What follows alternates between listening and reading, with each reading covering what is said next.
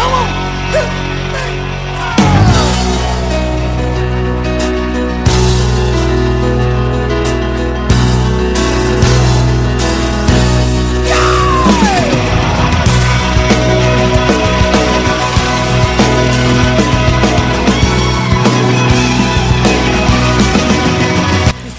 Good morning and welcome back to the Broadcast Retirement Network. I'm Jeff Snyder. This is BRN Sunday for Sunday, October 30th, 2022. We've got another great show for you this week. We've got members of the media, academia, financial services, and government standing by as we analyze all the news and events for the week. So sit back, relax, enjoy this episode of BRN Sunday. Oh, turn some pages. We're going to kick off the show with a look at what's happening in technology and consumer products. Joining us on the line, he's the managing editor for TheStreet.com, Dan Kline. Dan, so great to talk to you. Thanks so much for joining us on the program this morning. Good morning, Jeff. How are you? I'm doing great. Yourself? A bit of a cold, but powering through. Well, the good news is that you can work from home and you can wrap yourself up and maybe use some medicine to take care of that, which is always good. Dan, it's been an interesting week in the stock market, and our segment, our talk together is always about technology and consumer products, but a lot going on in the technology space, especially around social media. Look at Meta and some of the, Apple and others. God bless you. What's your assessment of the week that was in terms of stock market and tech? Yeah, everybody needs to take two steps back. So you have to look at each of these companies individually. So, Apple reported, Amazon reported, and Amazon said, hey, we're a little bit worried about, the holiday season. You have to look at that relatively. Amazon in this economy, where people are worried, cannot come out and say things are going to be great. But here's the reality. There hasn't been a down year in wholesale since 2008.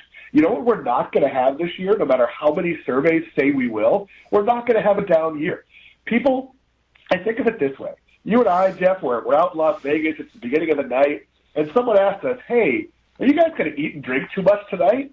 And it's 6 o'clock. We say, no, we're going to be responsible. Well, on Christmas Eve, or in our case in Vegas at 11 o'clock at night, you start to make bad choices. And that's historically what Americans have done. So Amazon is going to be just fine. Now, you could look at Meta a little differently. You could say they're spending billions of dollars on the metaverse, and nobody wants the metaverse. That's something to worry about.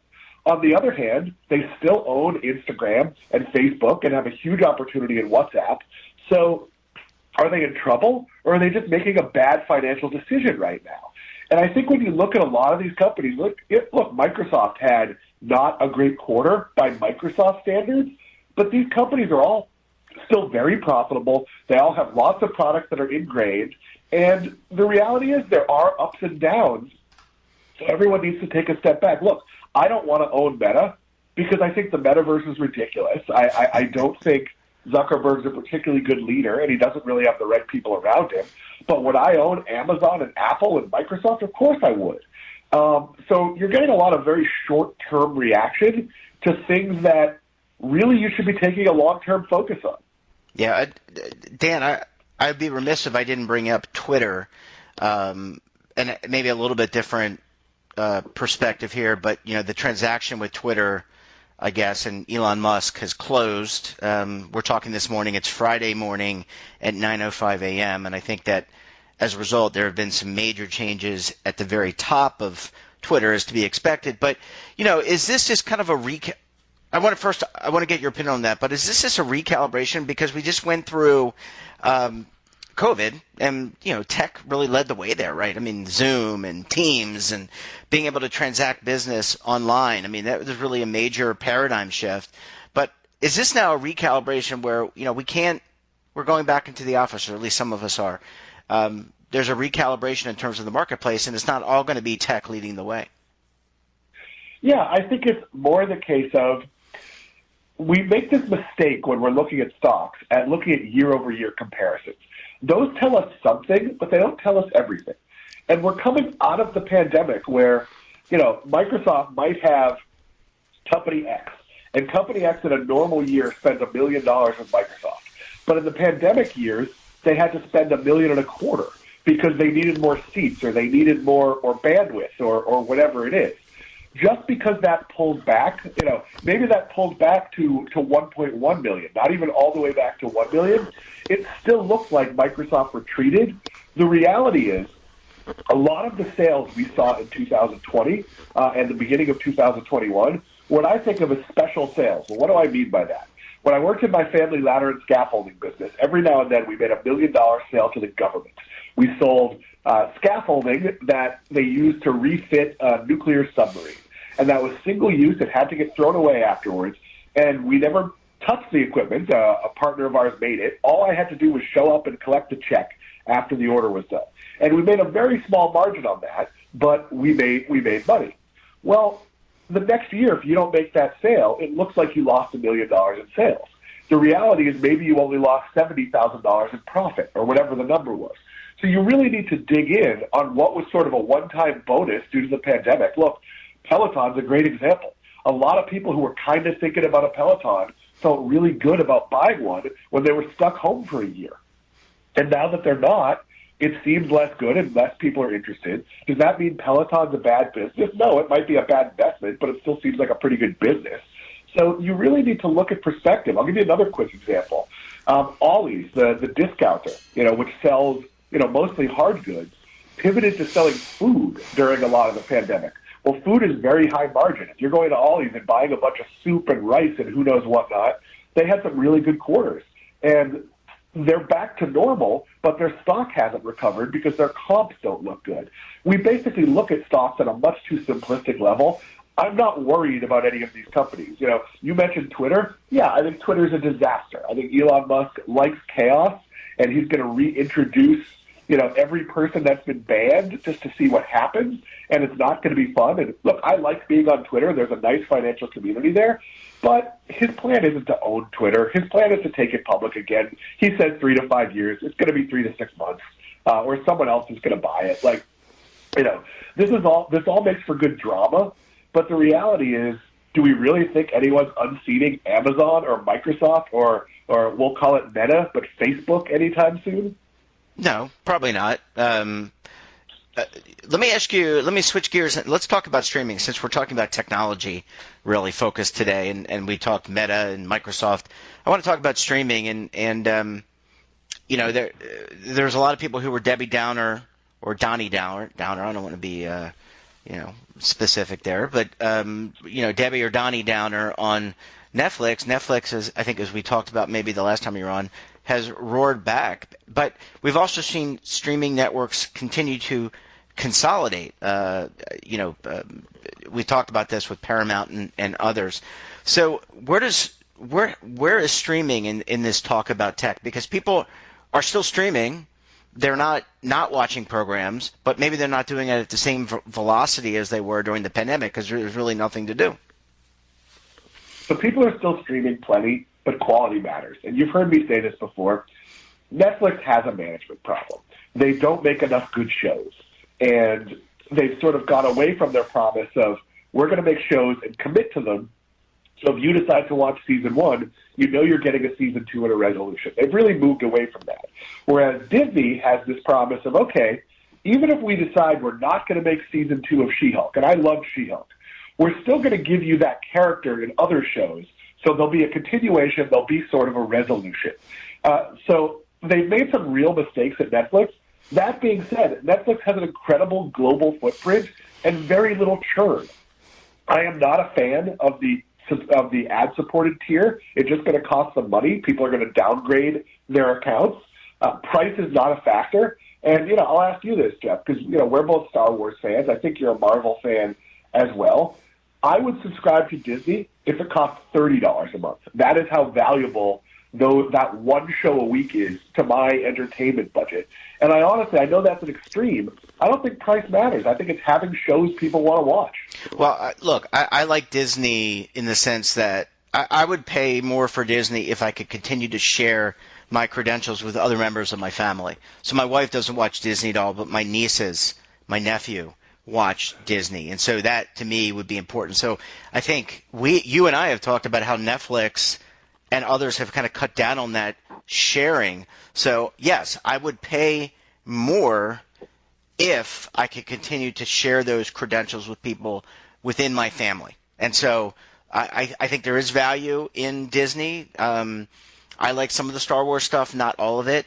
I think with Netflix, I don't know. I think that candidly, I don't think their content is that great. I have watched Last Chance U, all 5 seasons, a dozen times because I cannot find something that, and I also watched The Last Tsars, which I think was it was kind of based on the Romanov family, and that was very interesting to me. But I have a very difficult time finding content and things that I like on all of these platforms. Yeah, no, I agree. I was just on a, 5-hour flight back and forth from Vegas, so about 10 hours in the air, and I looked for things to download, and I really struggled. Like, I looked at Netflix, and they seemed to have moved away from comedy specials, so there wasn't really any comedy I wanted to download. And I know there's a lot of Netflix dramas my wife says I would like, and I'm just sort of not in a drama space right now, given how heavy the world is and what I do for a living. I look at the news all day. But it's a real problem. Look, Peacock, we've seen some signs. We did an article this week on seen some signs that Peacock's not giving away, but licensing a show to Netflix that was sort of one of its bigger comedy hits. You have to wonder what the commitment is from NBC, and maybe Peacock becomes the Premier League and WWE and just Comcast streaming home, and it isn't this huge investment of new content. I'm not sure. Look, there's been a lot of comedy shows on Peacock, and none of them have become real hits. I'm not sure if investing in a Pete Davidson sitcom that's not going to air on NBC makes that much sense. And I have to wonder at this strategy that any of these things have of why you'd have content that doesn't air on as many platforms as possible. One of the things we've seen be really successful is HBO Max using shows like Harley Quinn and Titans that originally existed for diehard fans on HBO Max, but they also air at like 11 o'clock on TBS or TNT to get a new audience. And that model has worked really well. If you own a broadcast platform and a streaming platform, I understand you want to maximize signups, but who's signing up for a show they've never watched? You sort of have to build that audience. I don't think we've quite figured it out yet, but there's going to be some consolidation. There's going to be probably less content, but I'd like to think we'll see a focus on better content. Yeah, that's my hope because, as I said, I am, at some point I just pick up a book and I'm like, okay, well, I'm going to read a book on history rather than watch a documentary on history. Dan, last question before I let you go, and I'm sorry for making this segment long, but this is a fun topic for me, and I think people in the audience want to hear it. Let's talk a little bit about phones. I think when we last talked about the Apple iPhone 14, it wasn't selling as well. I think the numbers are not as great from an earnings perspective for Apple there. How are the other competitors doing? I'm thinking of like Google Pixel, Samsung, Galaxy, I think is the name of the other. I don't have a Samsung phone, but how are those other brands doing relative? You okay? A little cold there? Yeah, sorry. As I mentioned, a bit of a cold, so a bit of a cough there. I didn't want to choke you up. It's not that people aren't upgrading their iPhones in favor of getting a Google Pixel. They're just waiting longer to update their iPhone. And I don't disagree with them. I have the new iPhone. I am talking to you now on the new iPhone. Jeff, other than the notch is a little bit useful now. It shows you that like I'm in a phone call, and that's not that useful. But if I'm getting like directions and I have like a podcast up, it shows me in the notch that I'm listening to a podcast. There's some value to it, but that's like a little tiny niche feature. Other than that, I am hard-pressed to tell you how this is any better than my iPhone 12. And I've had every one. I upgrade every year. I could quote part of my job, as I tell my wife, to get the new one. Not part of hers, though, right? If she wanted it, I'd certainly happily get it. I think she has an iPhone 8. There's probably 2 newer ones sitting on a counter somewhere in our house. But that being said, there's no reason to upgrade to this phone. Apple hasn't given me, remember when a new iPhone went, oh my God, now there's facial recognition, now there's Apple Pay. Like, if you don't have this, you don't have Siri. There's nothing on this phone that my son's, Apple 10 or iPhone 10 or whatever it is doesn't have. And that seems to me a problem. Like, if you're Apple, I understand the replacement cycle that you have to have a new phone every year, but the reality is you'd be better off having a new phone every 2 years if it had some amazing new feature. And I can't remember the last amazing new feature. Yeah. Dan, also, I've been reading that in light of the sales being down relative to where because the excitement's out there on the phone, I'm not saying it's not a good phone, but now Apple is looking to add more ads, ADS, to the App Store or to apps. That's a significant source of revenue as well. I think it's a little invasive, by the way. I didn't pay to have my phone show me ads. I paid it to connect to the internet, get my mail, and call people like yourself. But that represents another source of revenue for Apple and could be, in my mind, it's almost like an ad-supported tier that we're talking about on the streaming platforms. So it depends. It depends how they handle it. If ads are well done, then ads are content. So if I'm on the App Store and I'm looking for a really good, app to record, interviews, and an ad gives me something that's beneficial to me, well, I don't think of that as an ad. I think of that as answering my problem.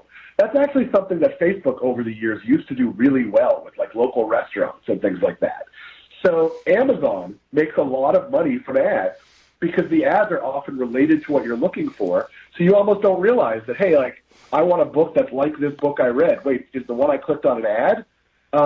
So I do think there's a lot of potential here, but it has to be handled really well. We think about this a lot, with advertising on the street.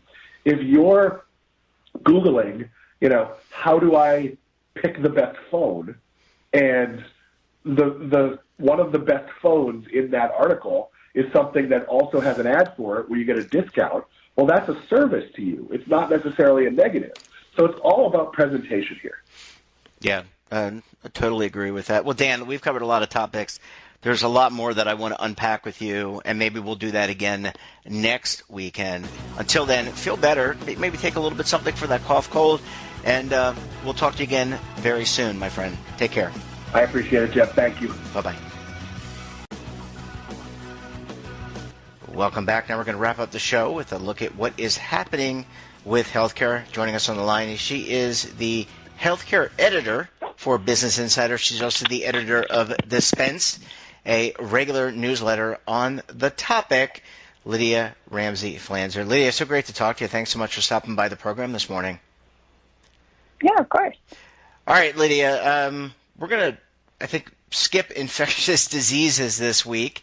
I think a lot of people are probably happy about that. There's still a lot going on with COVID, monkeypox, and some other important diseases, but we're going to skip over to startups, healthcare startups. And I guess my first question to you is, how are these startups doing? Startups are the lifeblood. They're like small business. They're the lifeblood in the economy, and they play a very vital role in new healthcare development, whether it's services or products like medications. So how are those startups doing in light of everything that's going on with the stock market and the economy? Yeah, it's definitely not looking as rosy as it did before. I think one of the things that happened in 2020 and 2021 was there was a lot of, energy and excitement placed on healthcare startups. People were investing at like a pretty breakneck pace. They were putting hundreds of millions of dollars into companies that were pretty young. And so the whole kind of trajectory of the industry for the past couple of years has been to grow really as much as possible. And then in 2022, that all started to change for sure. And so you're seeing a lot more layoffs and a lot more emphasis on building sustainable businesses. And that's put some companies in a tough spot. Like some companies had been, they'd raised more than $100 million last year in 2021. And now they're having to really think about unit economics and make sure that their businesses are actually viable, which is definitely really tricky when you're trying to, in theory, like chart a new course in healthcare. And I guess just to cut, $100 million sounds like a lot of money, and it is, but the types of people that these startups employ, Lydia, they're doctors, they're engineers, they're programmers. I mean, these are people that have a lot of experience and expertise, and therefore the payrolls typically are a little bit higher, right, in order to meet the human capital demands of a startup. And you need brain power, you need human capital in order to drive a lot of these startups. So that $100 million can go fairly quick, even though it sounds like a lot of money. Yeah, absolutely. Yeah, and it's been interesting to see where these layoffs are hitting. So, for instance, Cerebral, which is a mental health company that's been encountered some tricky waters because of how it prescribes controlled substances like Adderall. They laid off a big chunk of their care coordination staff. These are like more the people who are there to kind of help patients navigate their appointments and things like that, like more lower level staff. And it's just kind of interesting to see where people are making cuts. I think similarly, a lot of like health coaches have been cut from other startups like Calibrate and Noom, which are more focused on weight loss and metabolism. So it's been interesting. It seems like there's a lot of interest in making sure that companies are hired up for where the demand is versus, where they hope the demand might be. Right, absolutely. And look, mental health is like top of mind. Every article that I read, I don't know about yourself, but I read in the paper is somewhere linked to the mental health for youth, mental health for older Americans, et cetera. So obviously that's an important component to healthcare. Lydia, what does this mean in terms of venture capital? So oftentimes a startup, it can be bootstrapped, right? I mean, someone could just have billions of dollars like Elon Musk and just afford to do something. But then there's also venture capital, which are, I guess, first stage investors that say, hey, we like the idea. We're going to throw money, and it's not like it's $1. It could be $1 million. It could be 10 million. It could be whatever the valuation of the company is. But how are those venture funds doing? Are they being a lot more judicious and cautious and conservative around where they put their money, based on your other point, to make sure that the business, even though it's a great idea, is economically viable? Yeah, absolutely. So CB Insights, which is a firm that kind of looks at research around venture capital firms, they put out a report this month about where healthcare startup spending went in Q3. So between July and the end of September, these startups, there was only 3 new unicorns. So that means the company that hit $1 billion valuation. Most of the time we were hearing about like 3 new unicorns a week at some points in like 2021 and 2020. So it's a much bigger slowdown. They reported too that in Q3 of this year, funding overall to these startups decreased about by a third, more than a third. And that's pretty stark. We've been seeing funding increase over the past 2 years, and to see it really constrict, it's going to have some really interesting effects to the industry. We're going to see fewer but hopefully stronger ideas get funded, but we're also going to see some of those companies that got a lot of leeway and got a lot of runway back in 2020 and 2021 really have hit some hard times. And it's definitely going to be interesting to see who can deal with that pressure and who can't. Let's switch gears and let's talk about a big company, Walmart. I think we have talked about them in the context of Amazon, and they too are making a big push in the healthcare marketplace. I think, all these big retailers, and we talked about this with, I think, the consortium. I think it was JP Morgan. You'll correct me if I'm wrong. JP Morgan, Amazon, and someone else had all partnered. But Walmart is jumping in to the healthcare arena. Yeah, for sure. And that third company is Berkshire Hathaway. Yes, so thank you. Thank you. How could I forget? How could I forget Warren Buffett? I don't know. Yeah, I don't know, but it's been interesting to see how big company leaders like the ones we were talking about are kind of thinking about healthcare and what they can do in this space. Walmart's been an interesting one to follow. Back in 2019, they came out with this plan to really kind of re-emphasize how they were approaching healthcare. They launched this clinic. I think the first one was in Georgia, and it was meant to be this kind of place where people could see a menu list of healthcare services that they could afford on a cash pay price basis. And it really shook up the industry, this idea that like Walmart, which has a history of helping people afford different consumer goods, could maybe shake up how we think about paying for healthcare was really interesting. So most recently, they've gone through a lot of leadership changes in the company, and they've gone through a lot of kind of reprioritization of where they want to take their healthcare ambitions. But this week they came out with some news that they're going to launch, I believe it's like 13 or so new clinics in Florida by the middle of 2023. And so it's interesting to see them kind of really double down on, we definitely want to have this physical footprint of health clinics. And we'll have to see how those kind of play out. And so I guess the thought is that if these 13 clinics work, or this expansion works, then it would be something that would be applied to the broader footprint of Walmart across the U.S. Is that the thinking? Yeah, that's long been the kind of initial plan. For a long time, especially in 2021, that kind of got delayed, or at least like didn't move as fast as kind of initially expected. So the question for here will be, does this approach work? Is it something that Walmart's interested in investing a lot of resources into? I think we'll have to see. But I think if the answer is yes, they do want to invest a lot in it, it could be really disruptive, because we could see, where people go for their healthcare change pretty dramatically. And look, they've had an impact. I mean, everyone always points to Amazon, right, as transforming retail, but in recent months and this year, Walmart has added streaming, right? So they are looking for innovative ways to enhance their business. I'm not saying they're catching up completely to Amazon, but they're looking for ways to expand. And it's not always just about retail. It's about ventures like healthcare. Mm-hmm. Yeah. It's interesting to see those two big organizations compete.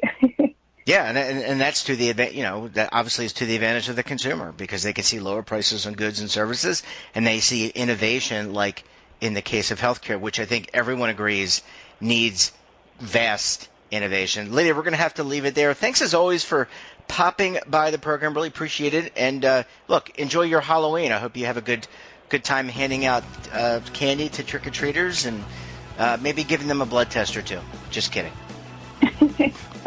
Thanks so much. Bye, Lydia. Bye-bye. Bye. And that wraps up this episode of BRN Sunday.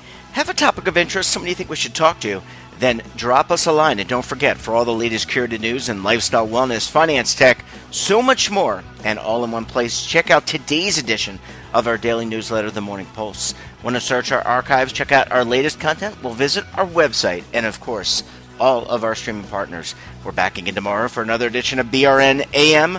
Until then, I'm Jeff Snyder. Stay safe, keep on saving, and don't forget, roll with the changes.